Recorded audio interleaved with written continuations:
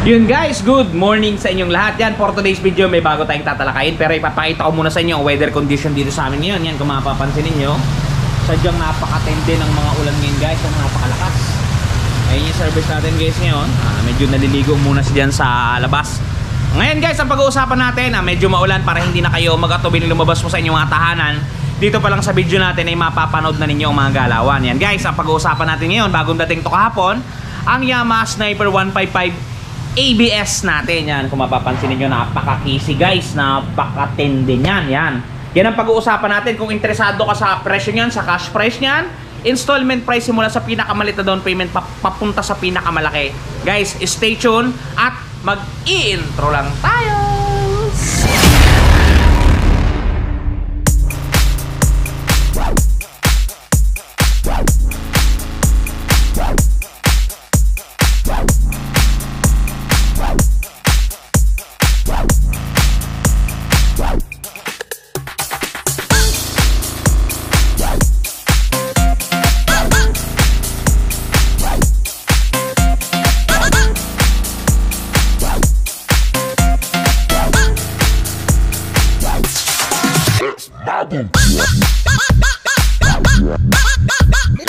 And guys, bago tayo mag-proceed sa kanyang presyo, ipapakita ko muna ng malapitan sa inyo ang ating Sniper na ABS para dun sa mga hindi pa nakakakita. Eto na guys, yan, kung mapapansin ninyo, unang tingin pa lang guys ay kitang-kita na ninyo ang pinagbago. Yan, eto guys, una sa lahat, bago na yung kanyang muka. Yan, meron na siyang sungay na maliit. Yan, may sungay na siya. Tapos may butas. May butas dito. Pagkatapos dito, kasi dati wala to guys, kung nakikita ninyo sa inyong mga screen. Yan, itong goma na to, dati kasi wala yan eh. Ngayon meron na siyang goma dyan. Ewan kung para saan yan, pero meron na siyang pagoma dyan. At sumunod guys, ito pa yung nagbago sa kanya. Para na siyang may hagdan dito. Yan o, parang may hagdan na siya na 3 layers, 1, 2, 3. Dati kasi, isa lang yan. Tapos medyo tumambok yung kanyang kilay. Yan, kung mapansin ninyo, ito sa eyeliner ng kanyang park light, headlight. Ito tumambok, yan o. Tumambok siya, tumambok. As in, matambok na matambok. Yan guys. Sumunod, syempre, ito yung binago sa kanya guys. Ang variant kasi ng Sniper, isang standard at isang keyless dati. Wala pang ABS. Ngayon, isang standard na lang at ito, ABS na. Yan guys. ABS na ang braking system natin. Talaga namang ginalingan na ng todo ni Yamaha. Yan, napakaganda guys. Overall natin, yan. Black, matte black ang kanyang kulay. Black, matte black. Yan. Meron siyang glossy na black. Ayan, meron siyang parting glossy dito. Ito. Tapos, all na, matte black na ito. Hanggang dito sa kanyang mukha. Ito, glossy black din. Yan. Yung kanyang decals, talaga namang napakaganda guys. Talaga namang buhay na buhay, gigil na gigil at galit na galit. Yan o. Yamaha. Dahil sa 6 feet. Yan, napakaganda. Binagay niya talaga dun sa kulay. Pati yung mags niya guys, yan o, ang ganda ng sticker. Merong sticker. Yan, same size pa rin ang kanyang front at saka rear tire. Same na same. Yan, ito meron siya ditong variable valve actuation. Maganda yung kanyang bangko. Yan, may stitching na kulay puti. All in all, dito naman sa likod walang binago si Yamaha. Yan.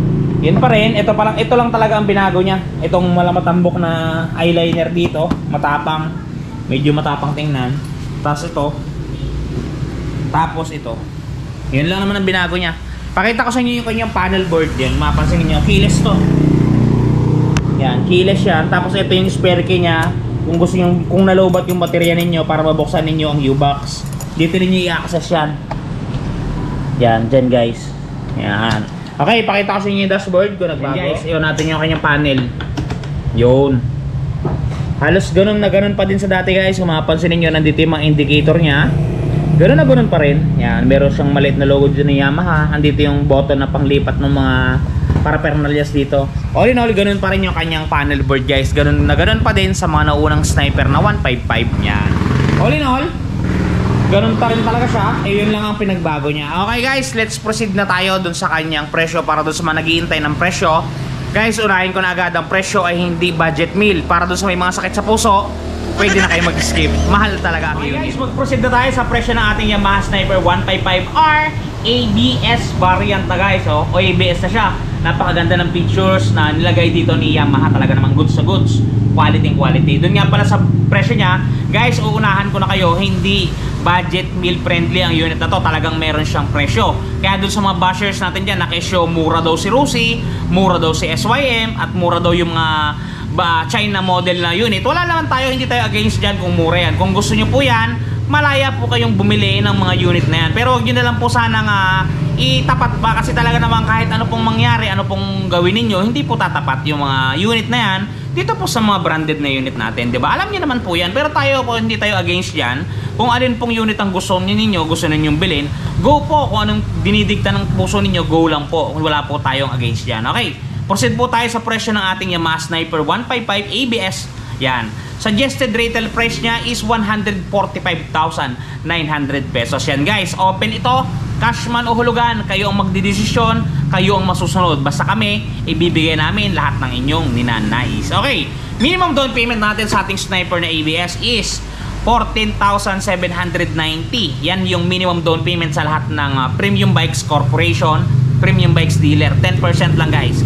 Pagka nag-down kayo ng ganyang amount, ang magiging monthly po ninyo sa loob ng 1 year ay 14,459. Sa 2 taon po, 8,652 at sa 3 taon po, 6,924. Kung nabibigatan po kayo sa 6,924, pwede nyo pong i-divide sa 30 days yun para hindi po kayo mabigatan. Ang tatago nyo po araw-araw is 230 pesos. Sa katagpusan po ng buwan, kahit hindi nyo man po mamit ng araw-araw 230, meron po kayong may iipon, konti na lang po ang inyong idadagdag. Okay, proceed po tayo sa susunod na down payment, which is 20,000 pesos, 20,000. Pagka nag-down po kayo ng ganyang amount, ang magiging monthly po ninyo sa looban ng isang taon ay 13,877. Sa 2 taon po, 8,391 at sa 3 taon naman po, 6,631. Yan po ang kwentada yan pagka po kayo ay nag-down ng 30,000 pesos.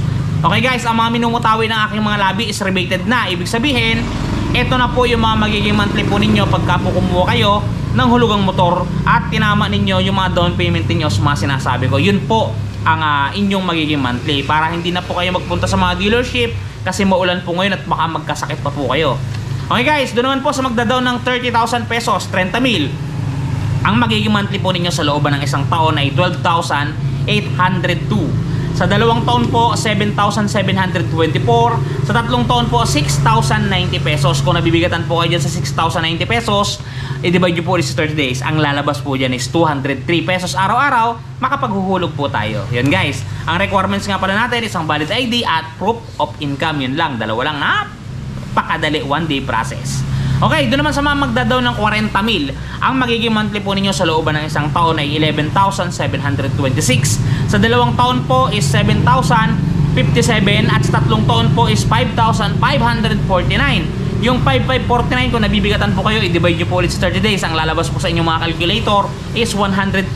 Medyo kayang-kaya po ito. Talaga namang buhay na buhay po ito. Okay, moving forward, doon naman po sa mga nagtatanong pagka nag-down sila ng 50,000, 50,000 pesos. Ang magiging monthly po ninyo sa looban ng isang taon ay 10,650. Sa 2 taon po, 6,390 at sa 3 taon po, 5,008 pesos. Yan po yung inyong magiging monthly pagka po nag-down kayo ng 50,000. Okay, moving forward, doon naman po sa magda-down ng 70,000 pesos. Ang magiging monthly po ninyo sa looban ng isang taon ay 8,498. Sa 2 taon po is 5,056. At sa 3 taon po, 3,926. Kung nabibigatan po kayo sa 3,926, divide nyo po sa 30 days, ang lalabas po dyan is 130 pesos. Okay guys, yaman din lamang. Nandito na tayo, kapag nag-uusap tayo kung magkano nga bang ating ABS sa Sniper. Pagka nag-down kayo ng 100,000 peso, bibigyan ko kayo na idea kung magkano. Pagka nag-down kayo ng 100,000 na magiging monthly ninyo, sa looban ng isang taon is 5,571. Sa 2 taon, 3,054 at sa 3 taon, 2,302 pesos. Yan po ang kwentada niyan pagka po kayo ay nag-down ng 100,000 piso. Guys, ang presyo na binigay ko sa inyo ay hindi ito fix. Meaning to say, pagka lumipas ang isang buwan, 2 buwan, may posibilidad na magbago ang ating presyo ng ating unit. Pwedeng tumaas, pwedeng bumaba. Depende na lang po sa inyo. Okay guys? Ay guys, doon nga pala sa mga namang problema ng mga gas-gas ng kanilang mga motor. Yan, meron tayong produktong na testing. Napaka-effective at talagang mawawala ang sakit ng inyong mga ulo. Okay guys, ito yun. Flash ko sa screen nyo. Guys, the long wait is over. Eto guys, dun sa mga namumroblema na mga gas ng kanilang mga minamahal na motorsiklo, nandito na ang touch paint ni Wash Body. Napakadaling i-apply, parang sumusulat ka lang sa papel, isusulat mo lang dun sa mismong nagasgasan at talagang sasabay na siya sa pinakakulay ng inyong pairings. Yan, kung mapapansin niyo ang before at after natin, mistulang na bura ang mga pinagdaan ng gasgas. Ang mga natamo na hindi sinasadyang galos ay mistulang na bura. Yan, kung mapapansin niyo, halos bumalik talaga sa original. Guys, pati pag-package nila nito papunta sa mga lugar ninyo ay talagang napaka-safety. Kung mapapansin niyo, talaga namang safe na safe ang package na bibili nyo sa kanilang Shopee Shop. Kaya kung ako sa inyo, try nyo na ang touch paint ni Wash Body. Yun guys, subukan na ninyo ang touch paint na yan. Talagang napaka-epektibo yan guys. Yung link niya nasa description box natin, napakamura lang yan. Okay, shoutout natin mga katropa natin dyan. Unahin na natin si Sir Juan Masipag ng Bulacan. Yan, Sir Juan Masipag, shoutout po sa iyo. At dito po sa taga Valenzuela natin kaibigan, kay Sir Lennon Ignacio. Sir Lennon, shoutout po sa inyo. At dito po kay Sir Bebot Mahilom and Mahilop Family, shoutout po sa inyo sir. Ingat po kayo dyan palagi. Kay Boss Ian Mark Hernandez, shoutout po. Kay Sir Ruben Mendoza at Mark Montible, maraming salamat po sa araw-araw na panonood po ninyo. At dito po kay Sir YP Control Room 1865 na sa Yamama Palace, Kingdom of Saudi Arabia. Shoutout po sa inyo at sa lahat po ng inyong kasama dyan sa control room po ninyo. Okay, dito naman po kay Sir Eric Jun Tutor. Shoutout po sa iyo Sir Eric Jun Tutor. At dito po kay Sir Charlie Pontados. Shoutout po sa iyo Sir Charlie. At dito po kay Sir Tata Show. Ayan, shoutout po sa iyo Sir Tata Show. At kay Sir Merv City po, nasa ibang bansa po yan Sir Merv City. Ingat ka po dyan palagi. At dito po kay Sir Alejandro Kaling. Ayan, shoutout po sa iyo Sir Alejandro Kaling. At dito po kay Sir Ivan Paulo ng Zamboanga City. Yan, shoutout po sa inyo. Ingat po kayo palagi. At palagi po magpapakasaya. Hanggang dito lang po muna. Bye bye po, Sir TV Shoes!